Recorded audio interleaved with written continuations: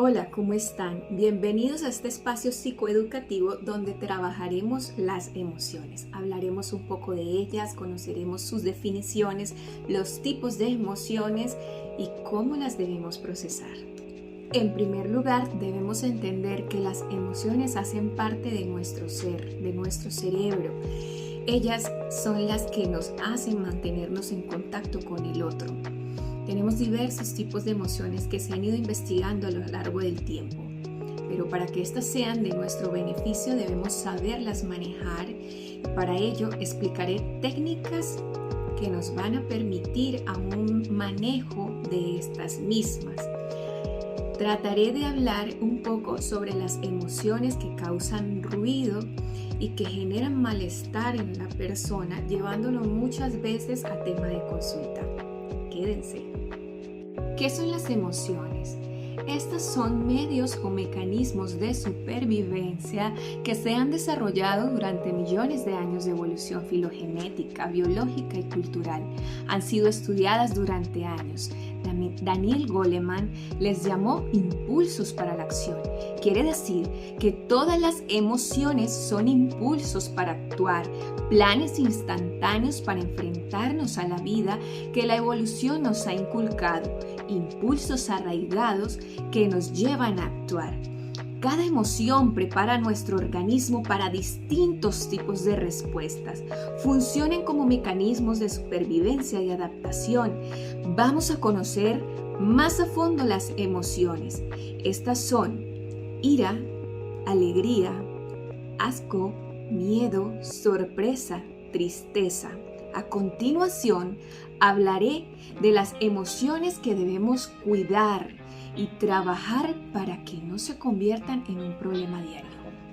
Una de las emociones que es de importancia desarrollar es el miedo. Los circuitos emocionales del cerebro liberan hormonas que ponen en alerta a todo el sistema nervioso. Es considerada una emoción básica y primaria, positiva e imprescindible. Pero ¿cuándo el miedo es un problema? Cuando sentimos que es disfuncional, cuando la consecuencia de sentir ese miedo es magnificada.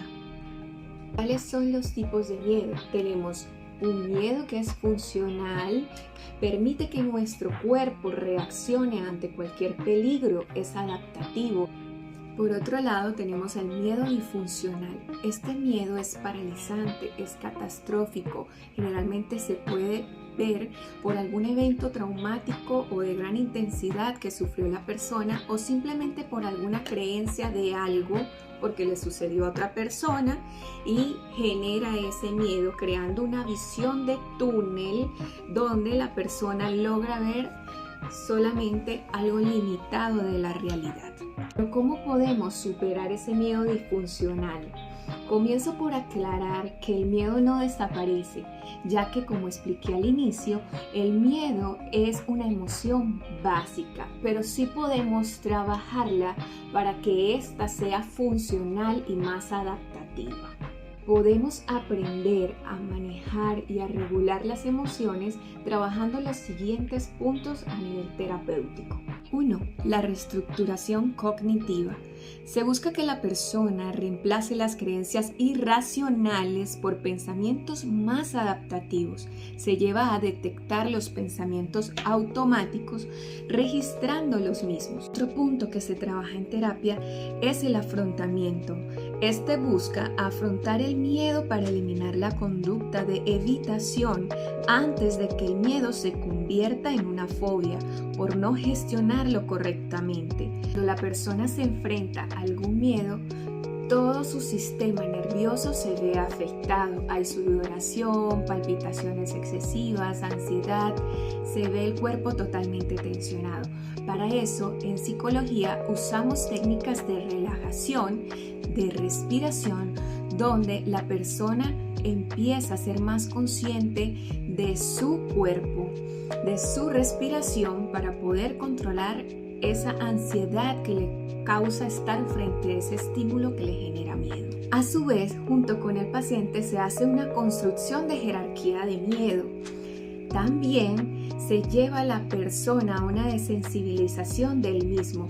Esto requiere de la imaginación activa, donde la persona va a estar expuesta a ese estímulo de forma imaginaria. Esto va a ser paulatinamente, gradualmente, y también dependerá de la respuesta de nuestro paciente.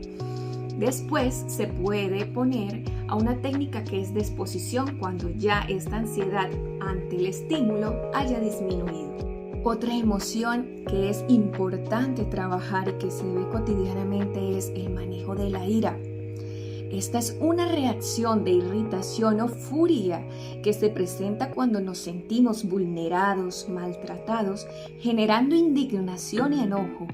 Esto, en ocasiones, puede llevar a reacciones desenfrenadas, como gritos, golpes, si no se logra razonar sobre esa situación desencadenante a la que estamos expuestos. Pero ¿qué se esconde detrás de la ira?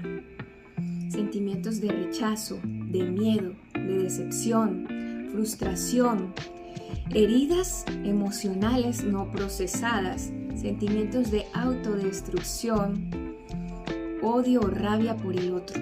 Cuando no eres capaz de expresar tu ira de forma adecuada, se genera una implosión de esa rabia que tienes dentro, causando un malestar dentro de ti. Y con el tiempo se llega a somatizar en tu cuerpo, o sea, empiezas a vivir enfermedades.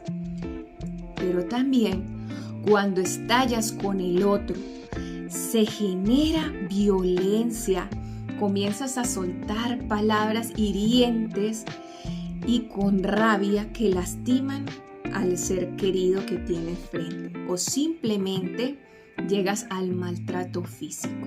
Te presentaré algunas técnicas psicológicas para que puedas procesar tu ira. Una de ellas es el registro de tus pensamientos y de los sucesos que detonaron esa emoción. Allí vas a escribir cuál fue el evento que desencadenó la ira.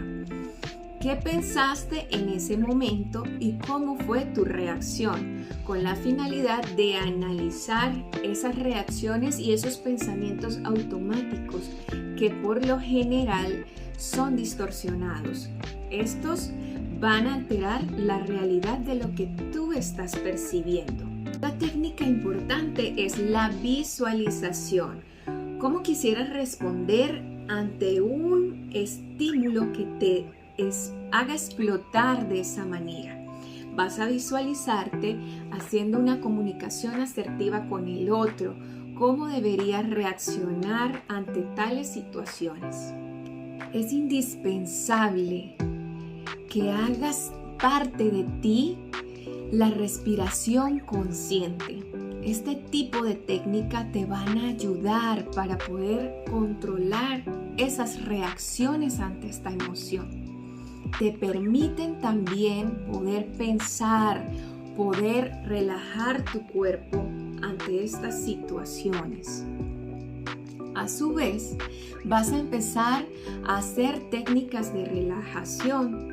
Te vas a empezar a centrar en ti mismo para poder hacer conexión con tu organismo y con tus pensamientos. Pero como es imposible que el ser humano no esté expuesto a situaciones que puedan desestabilizarlo, debes empezar a utilizar la técnica del tiempo fuera. ¿Qué quiere decir esto? Debes empezar a analizar cuando empiezas a escalar esta emoción. Empiezas como con el desagrado, te genera un cierto desagrado y posterior a esto empiezas a escalar, a sentirte más incómodo hasta que ¡pum!, explotas. Es allí donde tienes que hacer el tiempo fuera. Para la conversación con esa persona y retírate del lugar. Eso hará que puedas controlar esa reacción y no termines explotando con el otro o dentro de ti. Estoy segura que muchas veces has escuchado de la comunicación asertiva, esa comunicación que nos permite entablar nuestras ideas, sentimientos, pensamientos de una forma más sana, más adaptativa, sin lastimar al otro y sin quedarnos callados, porque como lo dije anteriormente, esto genera implosión dentro de nosotros, nos lastima. Esta comunicación asertiva debe tener unos lineamientos, unos parámetros para poder comunicarnos correctamente. No solo es expresar lo que pensamos, es saber decir y que la otra persona entienda lo que nosotros queremos transmitirle. A veces no entenderán porque también debemos procesar que la otra persona no está obligada a entender nuestros procesos emocionales, cómo nos sentimos y cómo lo vivimos. Pero lo importante es darle palabra a nuestra emoción. Para ello, debes tener en cuenta que no debes señalar en esa conversación, como por ejemplo, tú me hiciste, es tu culpa. No, debes buscar conversaciones tales como ¿cómo podrías o cómo crees tú que podríamos solucionar este problema? ¿Qué podemos hacer juntos para que esto no vuelva a suceder? ¿Ves? Entonces te vas a involucrar en esa conversación de forma sana y sin señalar, sin criticar, sin ofender, sin intuir, sin ser subjetivo. ¿Es difícil? No. Requiere de un entrenamiento y para eso debes escribirlo, debes empezar a escribirlo y luego lo lees para que analices tu reacción y te des cuenta cómo debes redireccionar tus palabras. Otra emoción que se debe analizar es la tristeza. La tristeza produce una necesidad de aislamiento introspectivo, nos ayuda a adaptarnos a pérdidas significativas, se caracteriza por un bajo estado de ánimo, ya sea por frustración de no conseguir algo o un sentimiento de pérdida.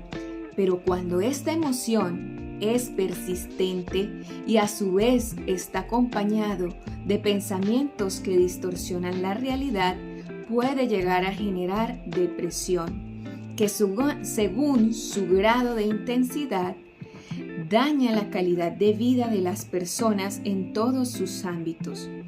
Esta debe ser tratada en psicoterapia por profesionales de la salud mental, donde se le brindarán técnicas de gestión de emociones. A su vez, interpretarán una manera más constructiva de lo que les ocurre en ese momento. Si tú estás sufriendo de una tristeza persistente, tienes desánimo, no quieres levantarte, estás inapetente, debes buscar ayuda profesional. Si tienes alguna persona a tu alrededor que tiene estos síntomas, debes estar con ella, no la puedes dejar sola. Debes evitar estar solo.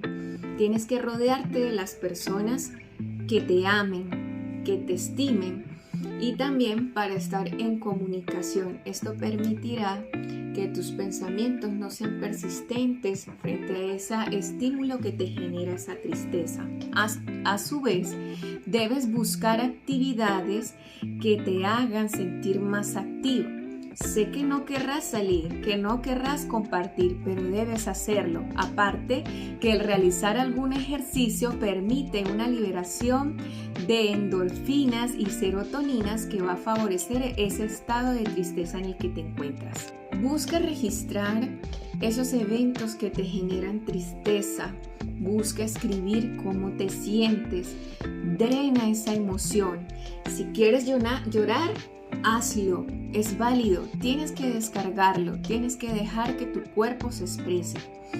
A su vez, esto permitirá que se relaje tu cuerpo después de esta descarga. Lo que no podemos permitir es que se presente siempre y que sea persistente.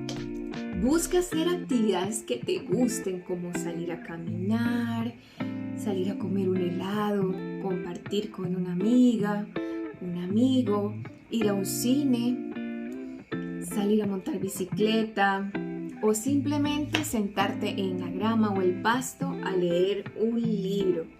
Pero si crees que todos estos síntomas que he expuesto anteriormente son más grandes que tu capacidad para afrontarlas, es el momento de buscar ayuda. Me puedes escribir en el privado y con gusto te atenderé. Bueno, si esto te ha gustado y te ha parecido interesante, por favor, darle like y compártelo con todas las personas que tú creas sea necesario. Gracias por hacer parte de este proceso psicoeducativo. Te invito a que no te pierdas nuestro contenido y que sigas actualizado, porque nuestra mente, nuestra salud mental está primero. Eres tu prioridad. Gracias. Bye.